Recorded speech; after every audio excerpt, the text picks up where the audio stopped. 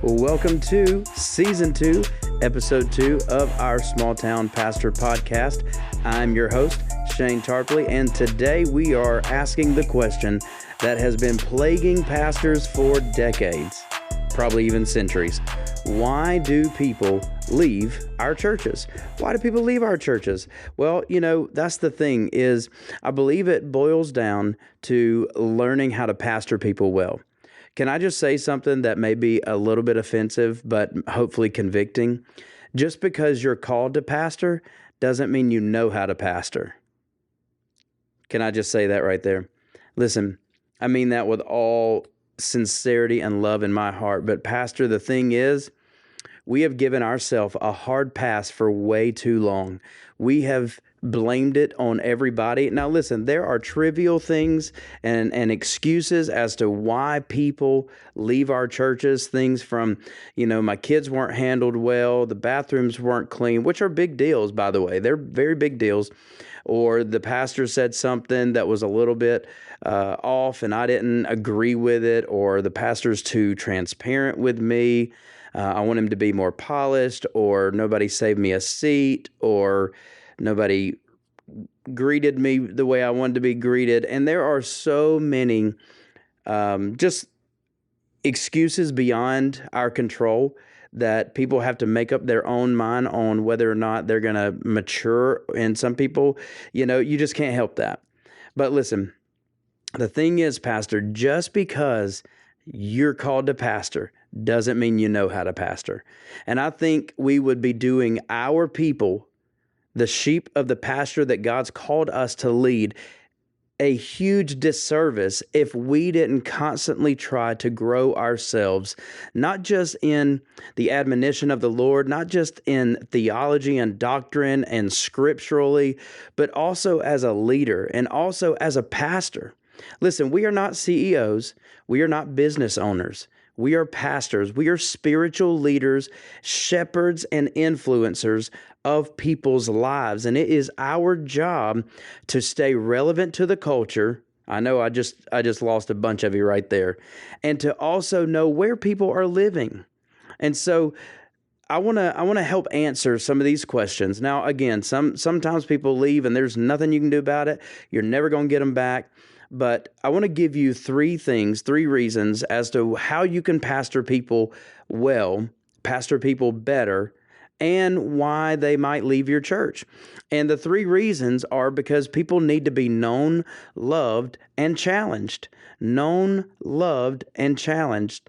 So the thing is, let's talk about people being known first. How are people known? People are known by doing life together. When you get up close and personal, listen, John 10:14 says, I'm the good shepherd. I know my sheep and my sheep know me. It says they know the voice of the shepherd. Just as the Father knows me and I know the Father, I lay down my life for my sheep. This requires us to be vulnerable with people. So, Pastor, listen, I know you've probably been hurt by people. Lord knows I have. I mean, literally, the Lord knows I have. There are times when people have, blasted my name on social media. They have talked bad about our church. We even had some people to call our church a cult for whatever reason. But that cannot deter you and discourage you from reaching people the right way. A lot of times, Pastor, we build this callus on ourselves and we think we have to have tough skin. Listen, you do have to have tough skin, but you got to have a soft heart. In order to pastor people well, you've got to have tough skin, but a soft heart. You've got to be able to reach people effectively, and that means being vulnerable. You've got to let people into your life. You've got to let them see that you're not all polished, poised, and perfect all the time. There are occasions where you do need to learn a sense of professionalism. You do need to be poised in different meetings. You do need to be polished in a communication style and not be like you were 10, 20 years ago.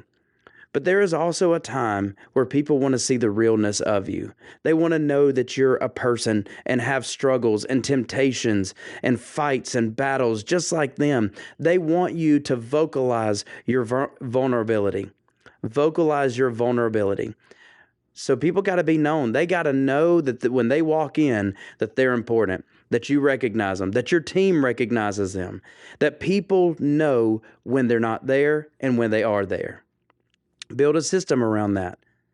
The second thing is that people need to be loved, known, loved, and challenged. So people need to be loved. They need to understand God's unconditional love. They need to embody His love and show it tangibly. That's one of the things our church is so good at, I believe, is loving people. But somebody told me this one time, and it's always stuck with me. People don't want to come to a friendly church. They want to have a friend at church. So what good does it to train your greeters to be nice if they're not going to connect with people? What good does it to teach your ushers how to get people from the parking lot to the seat, show them where the bathroom is, or your kids check in to be so nice and polite if no one is willing to start a relationship and build a friendship? You know, people brag about our church being so friendly and nice and loving and warm. But what I notice is there's a deficiency. We're still in our own little bubbles and we refuse to get out. And so in order to pastor people well, you've got to teach other people how to pastor. And so, pastor, if you're still stuck in the same rut that you were pastoring 10, 20, 30 years ago, how can you teach people to be better if you're not getting better? So known, loved, we can only love to the degree that we are willing to receive love. We can only love to the degree that we're willing to receive love. So, pastor, you're going to have to let down some barriers. You're going to have to take some guards off. You're going to have to lay down your pride. And yes, you have pride. Every pastor has pride. Every pastor wants people to see them in a certain light, in a certain dignity, in a certain level of respect and admiration. Come on, I know, but it's true. We all want people to see us in a certain way. That if we let people into our life, it is going to mess some things up. And guess what? It sure will. But you've got to realize in order to pastor people better, you've got to let people in. Matthew 22:39 says, love your neighbor as yourself. So, pastor, the question is, are you loving yourself? Are you taking your time off? I'm the world's worst. Are you getting adequate rest? Are you having time with your family? Are you spending time with your wife? Are you being intimate with God and your family? Are you finding time to grow yourself? Because if you don't grow yourself, that means you don't love yourself. And if you don't love yourself, that means you can't love other people properly. Known and loved. And then people want to be challenged. They want to be challenged. Encouraging someone beyond their comfort level. To exhort people. Listen, pastor, you're called to be an exhorter. To be a pastor, to be a preacher, to be a communicator of the gospel. But that comes with conviction as well. So, pastor, if you're not getting convicted, then why would you think other people are getting convicted? You've got to be able to ask God, hey, I want to grow too. I want to grow past the point of this. And sometimes the Holy Spirit is going to convict you of your leadership style. Not necessarily a spiritual style or a spiritual lifestyle. You may cross all the T's and dot all the I's in the spiritual realm, but there are things in the secular realm that the Lord wants to use you to be able to do and to influence that you're unwilling to do because you don't want to be of this world. Just because you influence people on a secular level doesn't mean that you're going to lose your spirituality. So you've got to be willing to be challenged first. But when you start challenging other people, it is going to be like iron sharpening iron. There are going to be sparks to fly. There is going to be tension that gets raised. There's going to be an uncomfortableness. There's going to be conflict. There's going to be confrontation. But all of that leads to people getting better. So I want to give you this last part. What happens when only 2 of the 3 are present? So what happens when people are known and challenged, but they're not loved? They take on a legalistic spirit. They become legalistic. In John 12:5, we see it says, why wasn't this perfume sold and money given to the poor? It was worth a year's wages. You know what happened there? The Pharisees were accusing Jesus.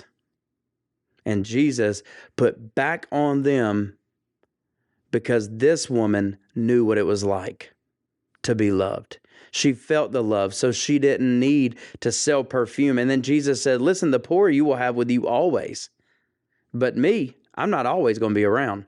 So you better take advantage of it while you got it. People become works-oriented.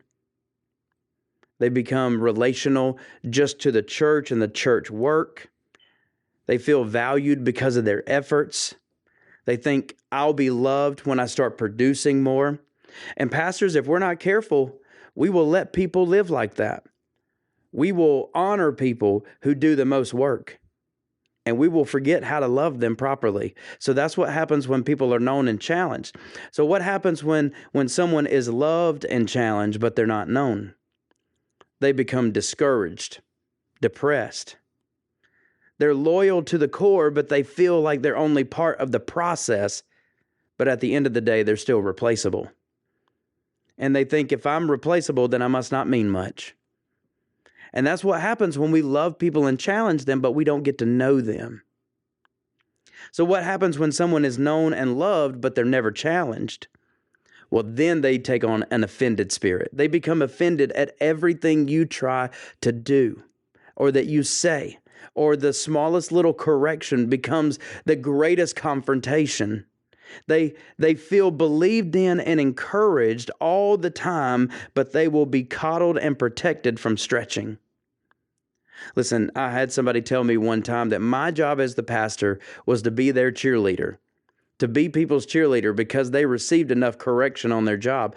And I thought, how can that be since the Holy Spirit convicts us and uses pastors' mouthpieces as a mouthpiece to bring the challenging word of the gospel to them?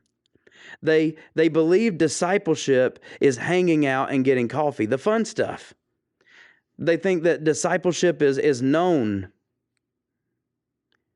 but it's not love and it's not challenge. But discipleship is all of those: knowing people, loving people, challenging people. And so the thing is, Pastor, you've got to understand, legalistic people need to be affirmed that what they do is not more important than who they are. That's how you undo that. Discouraged people need to be affirmed that they're seen and that who they are matters to what is happening. And then offended people need to be taught that stretching and challenging are necessary parts of discipleship and that their value is worth the status, and who they are isn't ever called into question. You got to validate what they're doing. So I want to leave you with those three things: to pastor people better, to keep people from leaving your church for trivial reasons. They've got to be known, loved, and challenged. So I hope this blesses you. I hope this encourages you, inspires you. Until next time, this is your Small Town Pastor Podcast talking about why people leave churches. God bless.